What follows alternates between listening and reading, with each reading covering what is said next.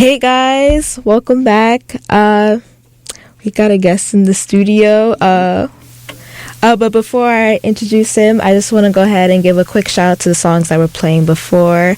We had like a G6 with Far East Movement, the Cataracts, and Dev. I think that was the band I was actually mentioning earlier that just came out with the new single, new electronic song, I think after 10 or 15 years. And then we had Cheerleader, you know, that one infamous song everybody was doing, I think the Don't Judge Me challenge to it, or I think it was The Weeknd, I can't remember, but like we had Cheerleader on, and then we had Last Night of Your Life with Organ Dona and also Nat, and then we had Party For You, Charlie XCX, and then Check It Out with will.i.am and Nicki Minaj, and then Dynamite, another classic as well by Teo Cruz, and then Dirty Bit by Black Eyed Peas. So yeah, so let's go ahead and introduce our guest here. What's up? How are you? Yo, what's good? What's up, Tati? How are you? I'm good. How are you? Today we're here with DJ Flex.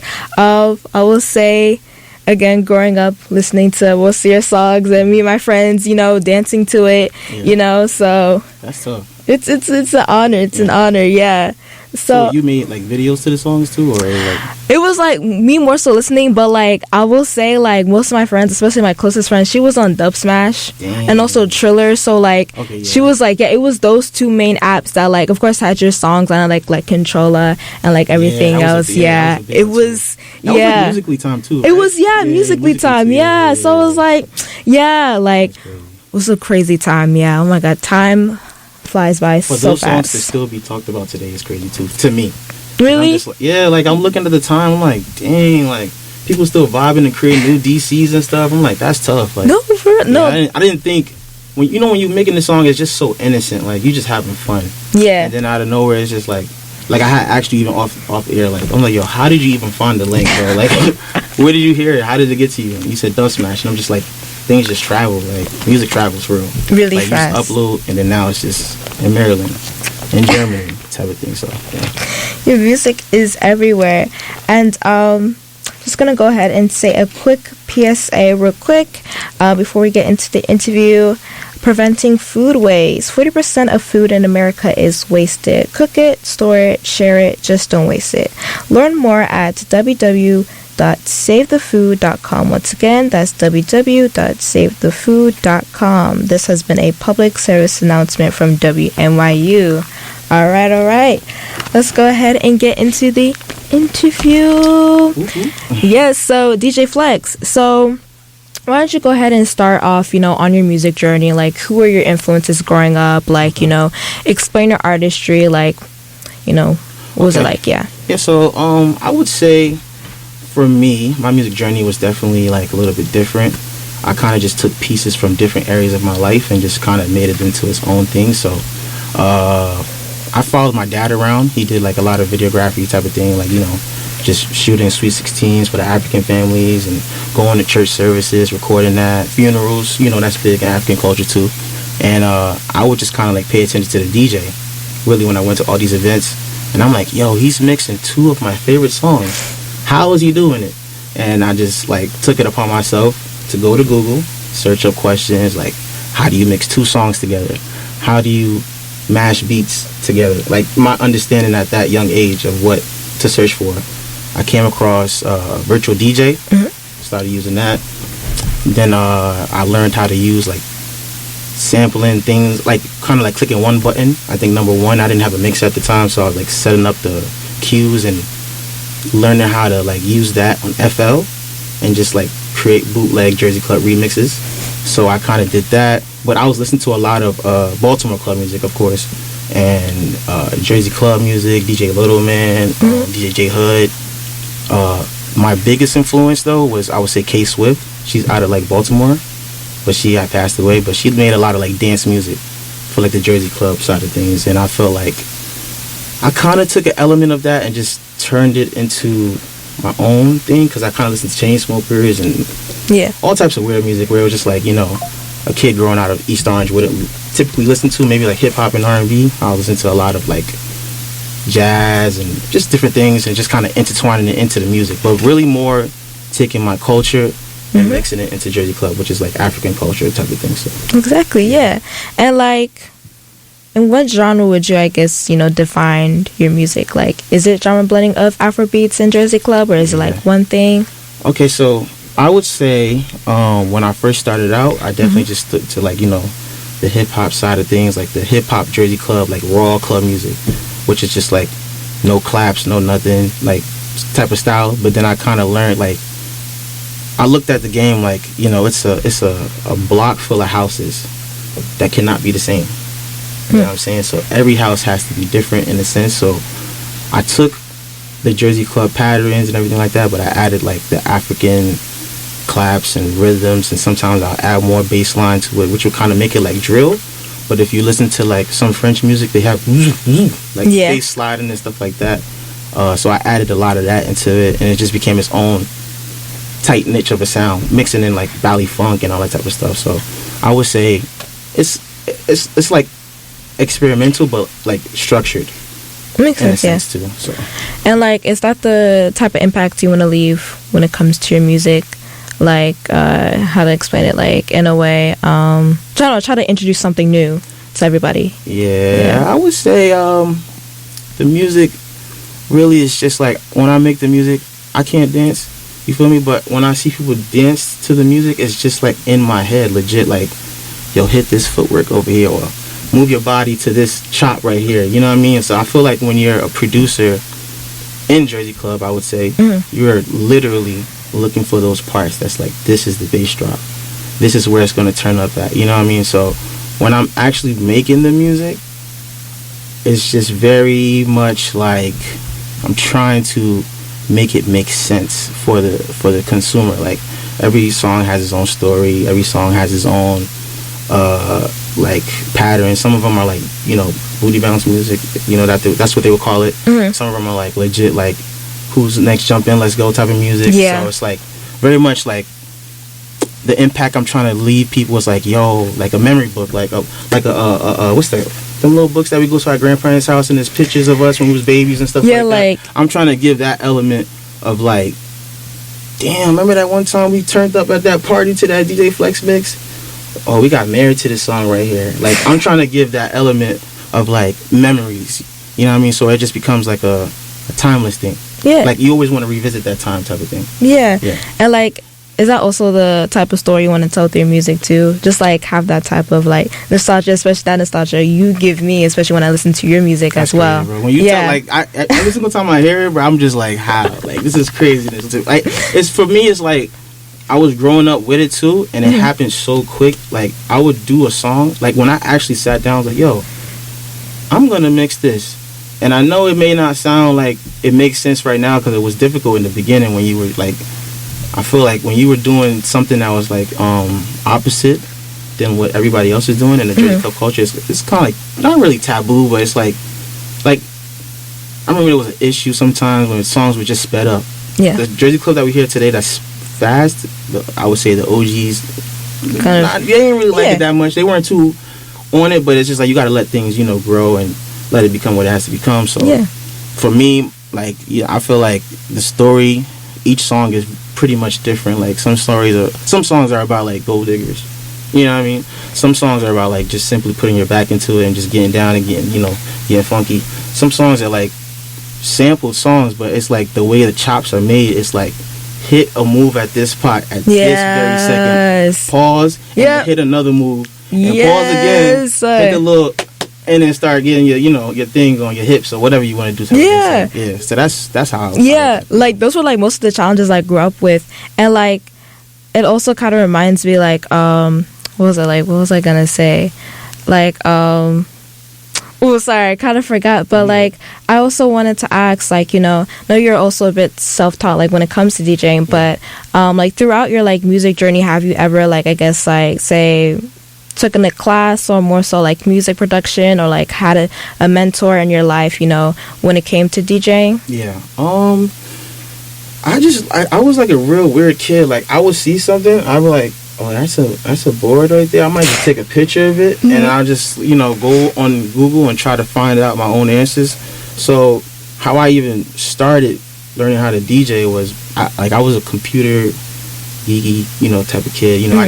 I know how to do like simple things. Like, I don't know if you remember when the iPhone 4, they had like the back of it cracked sometimes. Yeah. So like anybody I seen with a broken back, I have ordered some parts from some website that was like different colors of the iPhone back, so I change it for people for like $10. I'm like, yo, you give me $10, I change it for you. You get this red one, this pink one, it look good, and they're like, okay, I'll do it. And I'll jailbreak phones and stuff like that for like $10 and stuff like that. 10 people, you got some money right there to do something with that. I think I got like my first Newmark mix deck. It was like 100 and some change. My dad looked at me like, where did you get this money from?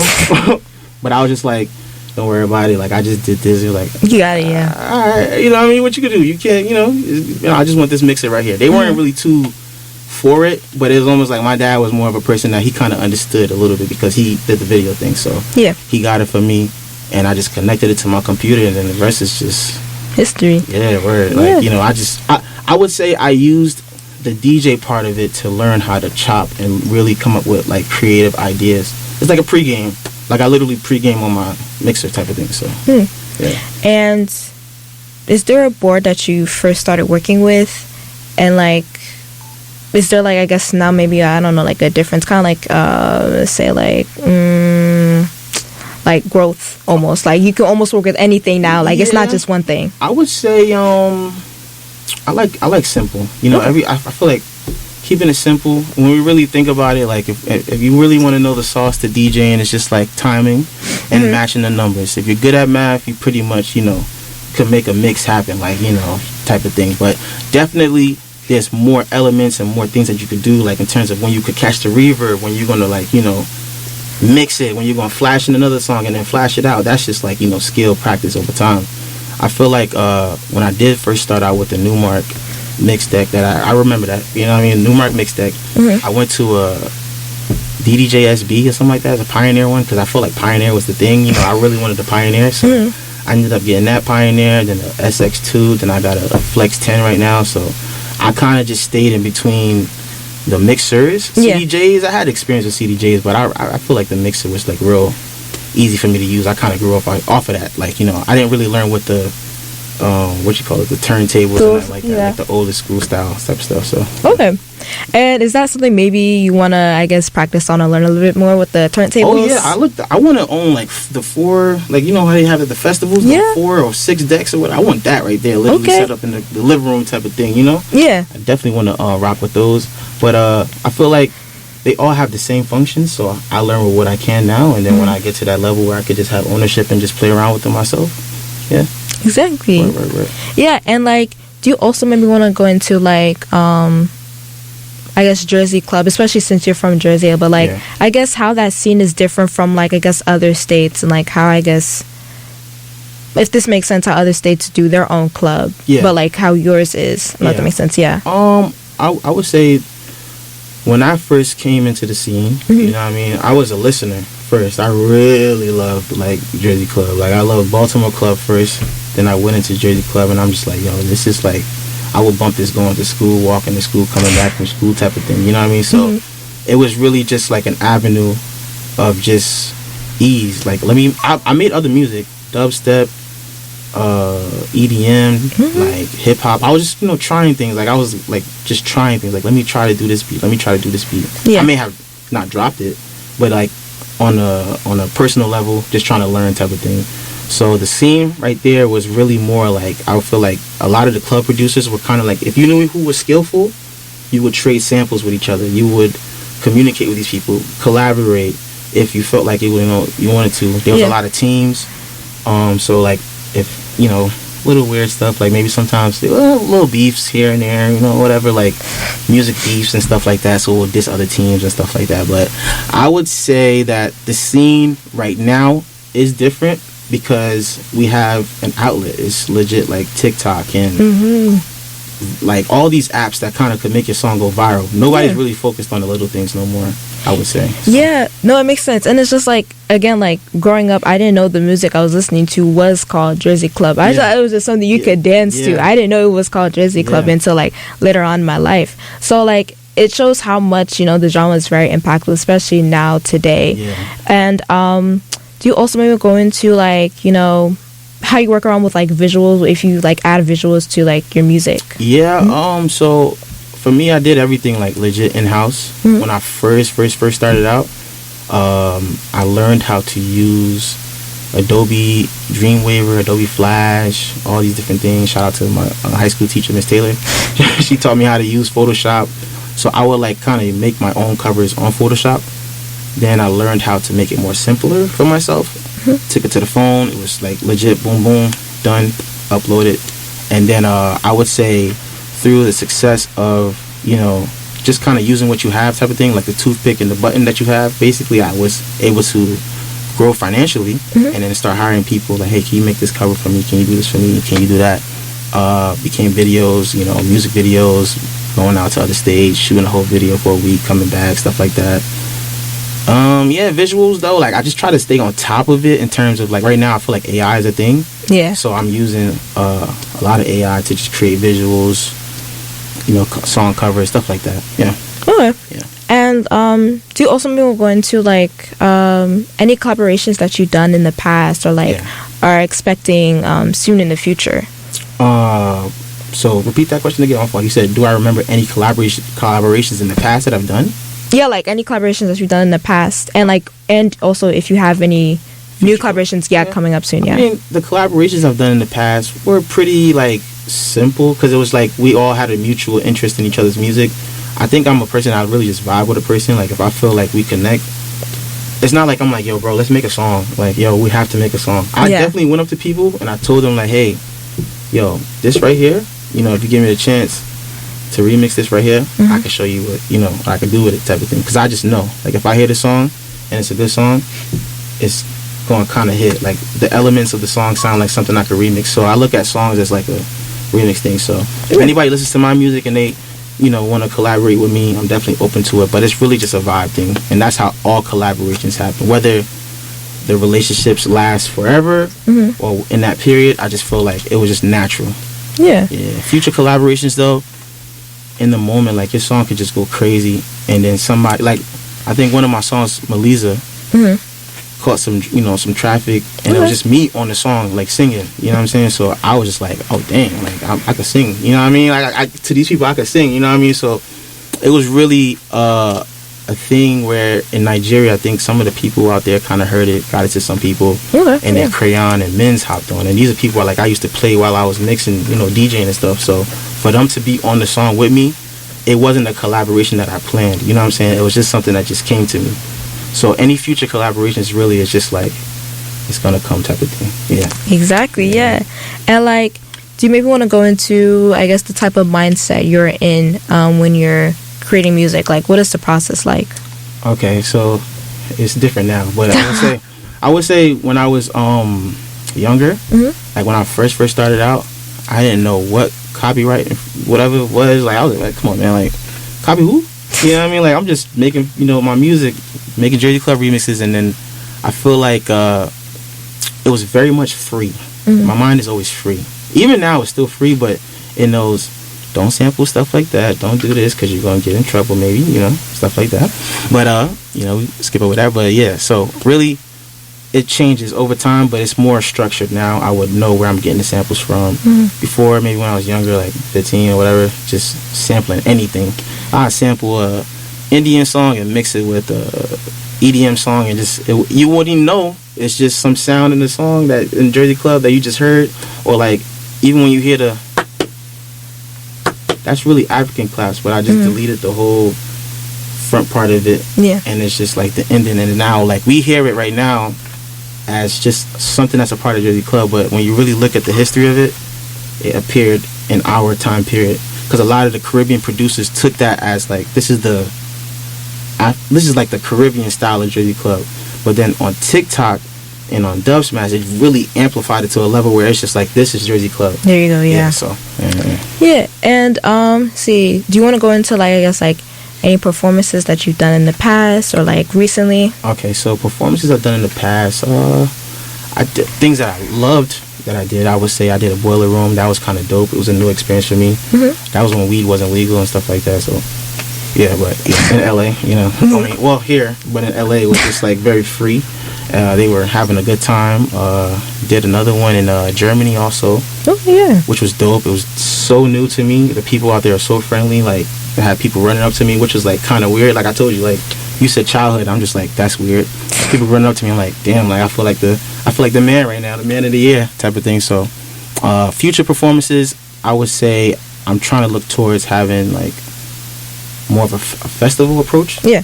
Something like that, where it's just kind of like more free, no sections and stuff like that. I don't want none of that corny, like behavior there. I just want everybody to be free.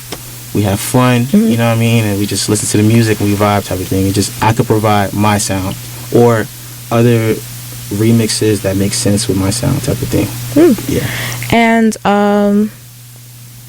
what is it? Let's see. Oh, are you planning on going on tour soon as well?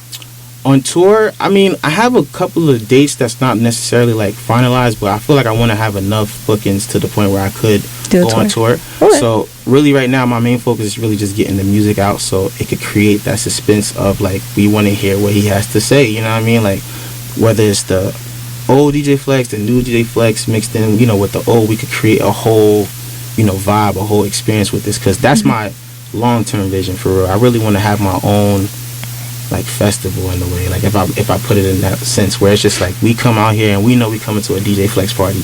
All them songs we heard from blah blah blah times and when we was growing up, we gonna hear all of that plus the new stuff, and it's gonna give the new age like rave experience, you know what I mean, type of thing. Yeah, that's what I envision for myself though. Okay. Yeah. And I'm gonna start asking this question for DJs now, but let's see, what's the history behind your name, DJ Flex? Where did that come from?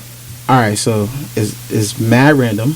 It's not anything you would think that's like, oh, that's where it came from. Like, nah. So, 6th grade. Like in the 6th grade, lunch tables, whole bunch of the guys doing the arm wrestling thing. Like that was us. You know what I mean? We come together, we eat, throw milk at each other like crazy kids, whatever. So we usually had like an arm wrestling match, but I was kind of like the guy on the sideline, just watching. And I think I had like 2 of my Jamaican friends. They were always whooping everybody's butt. And so I think one day I said something, and he was like, yo, you always on the side, be quiet. Yeah. And I was like, what? You trying to play me? Like, I can't beat them. I'm strong too. Like, I could go and whoop them real quick. So it was like, well, if you want to, beat the master, whoever is the champion type of thing, you got to face him first, because he beat everybody. So I faced him, and I think it was the best out of 3, and I beat him. And they like, no way, this dude just came and he don't even arm wrestle with y'all, he beat y'all? No way. Said I had to face the champion and I lost. And you only can face him once. But I said, yo, tomorrow, if you want to stand on your word, like, I'll beat you tomorrow. I'm tired, I just arm wrestled this dude, you know what I mean? Like, and I came back the next day, oiled up my arm, made sure it was massaged and everything got to normal. And then I beat him, you know what I mean? So that's when they was like, yo, Flex, your Marshall Flex. Because my name was Felix, so they, yeah. So it was just Flex. Then I think after that, I started learning how to use that right there. Yeah. And I think I had like 2 iPods or something like that, or 2 MP3 USB things connected with the auxes to like each channel. I play one song on here, cut it off, play the other song on there, and I just thought that was like DJing. So then that became DJ Flex. So it started off with that. Then I got money and I got the mixer myself type of thing. So yeah, that's the story behind it. Yeah. And do you also maybe want to go a little bit back in your about your background, and how also I guess like contributes to your music too? Okay, yeah. So I was born here, Newark, New Jersey, but my parents are from Ghana, West Africa, right? Both of my parents. So I would say when it comes to the music inside the house, of course I wasn't listening to 50 Cent and all these genres of music because my dad will whoop me. You know what I mean? If he caught me watching BET when he came back from work, or MTV, and them girls is dancing or whatever they doing on that TV, boy, I wouldn't see the end of it, But I would say I was kind of like learning from the outside world. So like in school, maybe sometimes I sneak Hot 97 on and listen to it when he steps out the car, and I turn it off, put it back to the gospel or whatever he wanted me to put on.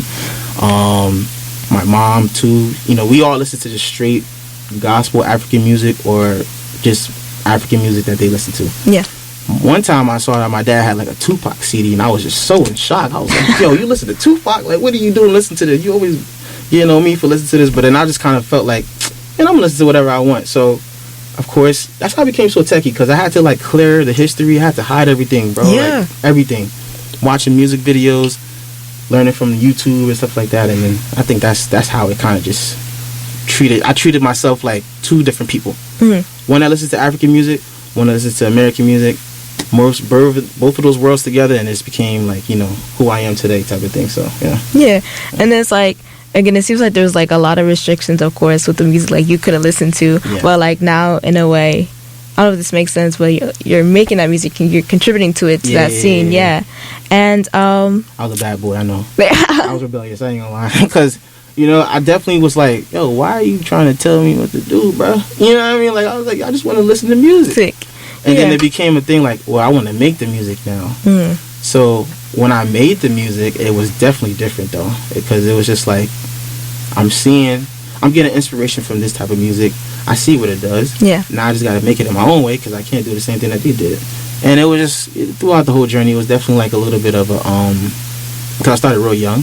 So I would say it was weird and tough, but at the same time, I'm happy I went through that little period of like wanting to learn about music so much. So it was cool. And let's see, I have 2 more questions. So again, also kind of looking back, you know, how far you came, you know, with music, and like, again, like with most of your music being on like Musically during that time, and then like with Dub Smash and everything, and like, do you feel like now, like, how do you feel about that now? I feel like it's the same thing like how like AI is right now. Like, it's just one of those things, like when it first happened, I was the first person on those apps, communicating with the companies, communicating with the people that handled the playlisting. You know what I'm saying? That's how stuff goes viral in a sense. You got to put, you know, working with the dancers. I was really close with a lot of dancers, you know, like I really worked with them. Like, yo, bro, like, you know, we can make this together, we could do this together type of thing. I have dancers that legit I put on songs together and I pay them and stuff like that, because I feel like if I had the music, which is the product, and they had the influence, I could work through them to gain an influence too, in a sense. So the apps to me were fine, like from Vine to whatever it was. Like I'm fine with it. I don't have a problem with it. It helps push the music further, if you ask me. And describe yourself in one word and explain why. One word. I'm about to take a shortcut on this one and say creative. Okay. I would say because when I approach the music, I'm definitely thinking about cultures. You know what I mean? I really want to make people feel good. I want the Jamaican girls and the Spanish girls to be able to party and, you know, vibe to the same song, where it's just like, or like the Haitian girls where they feel like, dang, you know, I'm being accepted. I just want people to feel good, like give them a good memory. You know, you may be dancing to a heartbreaking song, you know, but it's still vibey in a sense. So giving a dance element, having a good time, and it's really it, I would say. It's creative. And is there anything else you'd like to add? Anything else you want to say? Shoot, if you guys ever listened to the music when you were younger, if you ever heard of DJ Flex, listen to the music anywhere. I don't know where you listen to it from, but thank you so much. I really appreciate you guys, like, just being curious and just wanting to listen to my music. I have more music out too, you know what I mean? If you ever want to feel that feeling again, search up DJ Flex on any streaming platform. The real DJ Flex on Instagram, Twitter. I don't really use Twitter that much, but I should. But yeah, but like any platform, you know what I mean? I'm free. Hit me up. We can vibe. Open to collaborations if you got some. So yeah. Also, make sure you guys again check out his music if you're interested. Again, to learn a little bit more about Jersey Club, but also mixed with like Afrobeats and everything. So yeah, thank you again, DJ Flex, and like again, as always, like, to see you here, especially and like grew up listening to your music. That is so crazy. It's different. It hits different. It's because when people tell me that, I'm like, okay, so wait, how old are you? I'm like, yo, I was doing this with my brothers and sisters too. Like, while y'all was doing it, I was doing the same thing. Like, legit, I'll probably upload the song. Like, yeah, this is fire. And I would go do it like a fake DJ competition, and I would teach my sister how to work it, my brother how to work it, and we'd be like, all right, your turn. oh, let's see how you going to do your turn type of thing. My cousins, like, you know, I'll just really vibe off of the energy that's around me and take my own creativity and put it into it, and it just became its own thing. I'm talking about, like, when I say it became its own thing, I don't even know how the music traveled to wherever people listening to it. So I always ask people, where did you hear it from? Because, like, all of this to me is just post. And then from there, it's just whatever, you know. Yeah. You see somebody in China, I'm like, how did they hear this song? You see somebody somewhere else, I'm like, how did they hear this song? But it's just like, you know, everybody had their childhood and their moments, their memories, you know. That's what I was talking about, and that's what I wanted to do. So it's working, and, you know, we're going to just see it go further type of thing. Yeah. No, you're global. And I'm going to start with, I guess, a childhood classic. Okay. We're going to start with Controller. We're going to go ahead and play that. But yeah, again, thank you so much. We'll go ahead and play your music. Yeah, for sure. And bye, yes. bye.